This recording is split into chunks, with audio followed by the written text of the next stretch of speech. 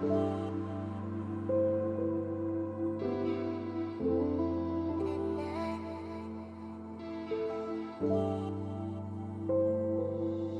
طرح ذہنی کارنامے بھی تازہ حالت میں اچھے لگتے ہیں۔ کسی آرٹ کے نمونے کی کسی خیال سے تخفیف نہیں کی جا سکتی۔ شاعری میں نثر کی ہیئتیں موجود ہوتی ہیں اور ہر نثر میں تھوڑی بہت شاعری ضرور ہوتی ہے۔ جب مصنف عوام سے کٹ جاتا ہے تو ابدیت میں پناہ لے لیتا ہے۔ ادب کا موضوع ہے اس دنیا میں انسان کا وجود۔ نثر اور شاعری کے سلسلے میں سارتر کے خیالات ہمارے خیالات سے بہت مختلف ہیں۔ سارتر کا خیال تھا کہ نثر میں غور و فکر کا اظہار ہوتا ہے اور نثر کسی مقصد کے لیے لکھی جاتی ہے۔ اس کے برعکس شاعری اپنا مقصد آپ ہوتی ہے۔ نثر میں الفاظ، اشیاء اور اشخاص کی نشاندہی کرتے ہیں، لیکن شاعری میں لفظ اپنا مقصد آپ بن جاتے ہیں۔ شاعری سے پڑھنے والوں کا مزاج اس لیے مطمئن ہو جاتا ہے کہ شاعری سے ایک تو کوئی انقلاب نہیں آتا، دوسرے یہ کہ عاشقانہ باتیں انتہائی مہذب انداز میں کی جاتی ہیں۔ نثر ہمارے لیے خطرناک ہو سکتی ہے، لیکن شاعری کے لفظ اہم ہوتے ہیں اور کسی مقصد کا ذریعہ نہیں ہوتے۔ سارتر نثر کو دنیا کے تعلق سے دیکھنا چاہتا ہے، جمالیاتی نقطہ نظر سے نہیں دیکھتا۔ سارتر کے خیال میں شاعرانہ رویہ الفاظ کو اشیاء کی طرح سمجھتا ہے، نشانات سائن کی طرح نہیں سمجھتا۔ شاعر الفاظ کو اس طرح ملاتا ہے کہ وہ معروض آبجیکٹ بن جاتے ہیں۔ جس طرح مصور رنگوں کو ملاتا ہے اور رنگوں سے آبجیکٹ بن جاتا ہے، الفاظ بھی رنگوں اور آوازوں کی طرح اپنے ساحرانہ میجیکل تلازمات رکھتے ہیں۔ یہ الفاظ ایک دوسرے کے لیے کشش بھی رکھتے ہیں اور ایک دوسرے کو دھکیل بھی دیتے ہیں، یعنی ناگواری کا تاثر پیدا کر دیتے ہیں۔ نثر اپنا افادی پہلو رکھتی ہے اور ذہن کے ایک مخصوص رویے سے پیدا ہوتی ہے۔ ہم اپنی زبان میں اسی طرح رہتے ہیں جس طرح اپنے جسم میں۔ شاعری سے ایک تو کوئی انقلاب نہیں آتا، دوسرے کہ یہ انتہائی مہذب انداز میں عاشقانہ باتیں کی جا سکتی ہیں۔ اب ذرا سارتر کی ایک کہانی ملاحظہ کیجئے۔ یہ ایک طویل مختصر کہانی the childhood of a leader ہے۔ اس کہانی میں لواطت کا عادی ایک شخص جو سیریلسٹ ہے اور رامبو اور لوٹریمن کے بارے میں باتیں بھی بہت بناتا ہے۔ لوسین نامی ایک نوجوان سے تعلقات قائم کر لیتا ہے، لیکن لوسین کے قدامت پسند خاندان والے جن کے ذمے گھر چلانے کی ذمہ داری ہے، وہ اس پر کوئی اعتراض نہیں کرتے۔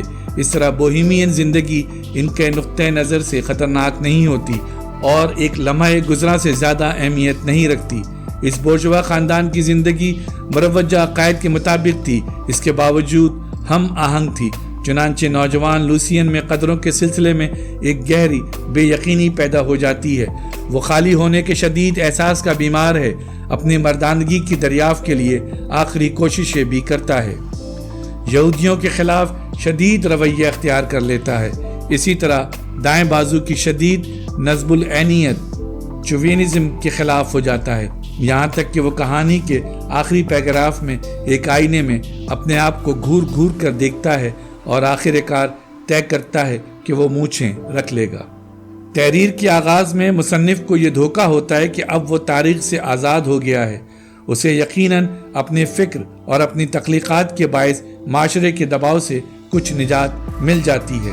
وہ سمجھتا ہے کہ اب میں تاریخی سچویشن سے کچھ نہ کچھ آزاد ہو گیا ہوں، حالانکہ ایسا نہیں ہوتا۔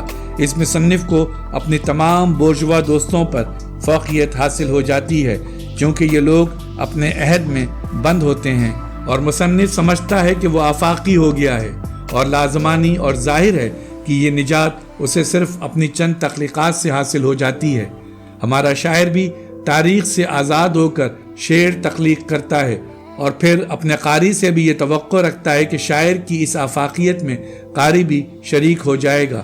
بے شمار مصنفوں کی موجودگی میں انسان کیا لکھے، ناول یا کہانی، کسی قوم کے نمائندہ افراد کی اخلاقی اور روحانی تجربے کا اظہار بھی ہوتا ہے، اور اس کے علاوہ بھی اور کچھ۔ اور سوال یہ ہے کہ آپ کی روح میں روشنی موجود ہے یا نہیں، یا آپ یوں ہی ادب میں آ گئے ہیں۔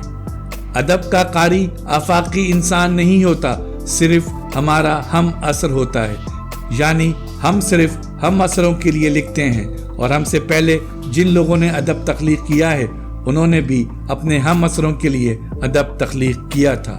سارتر کے خیال میں آرٹ مردہ لوگوں سے مکالمے کا نام نہیں ہے اور نہ آرٹ ان لوگوں سے گفتگو کا نام ہے جو ابھی پیدا نہیں ہوئے۔ ہم اپنے طبقے اور اپنی نسل کے لوگوں ہی سے مخاطب ہوتے ہیں۔ ایسا قاری جو لائبریری میں بیٹھا ہوا پرانے مصنفوں کی کتابیں پڑھ رہا ہو بالکل اس مجاور کی طرح ہوتا ہے جو کسی قبرستان میں بیٹھا ہوا ہو۔ سارتر کہتا ہے کہ ادب اس وقت تک زندہ رہتا ہے جب تک ادب پڑھنے والوں کے احساسات اور جذبات برانگیختہ ہوتے رہتے ہیں۔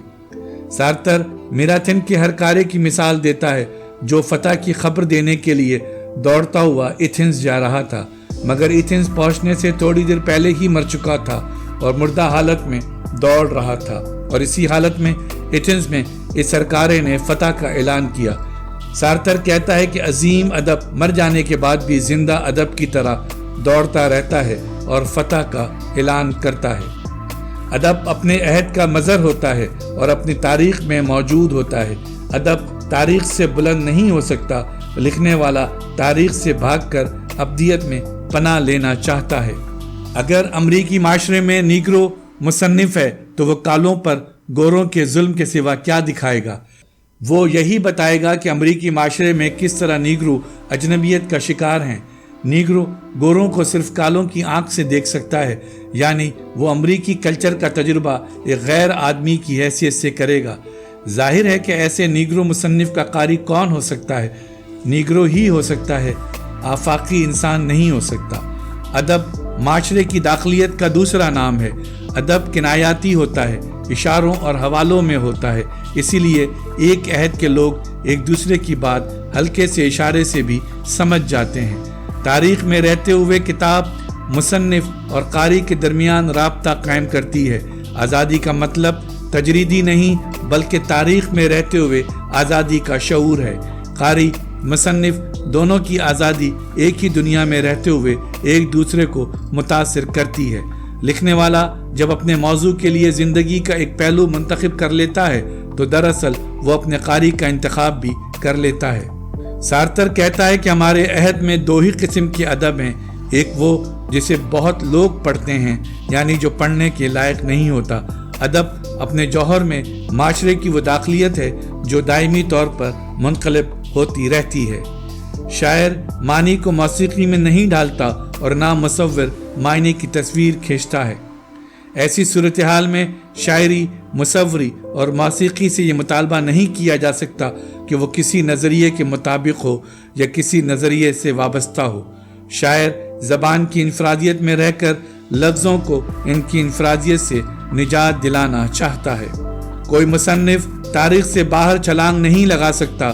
نظریے سے وابستگی، کمٹمنٹ کا مطلب ہی یہ ہے کہ اقتدار کی حمایت کی جائے اور لکھنے والا اپنی پوری انسانی سچویشن اور اس کی مجموعیت کو پیش نظر رکھے۔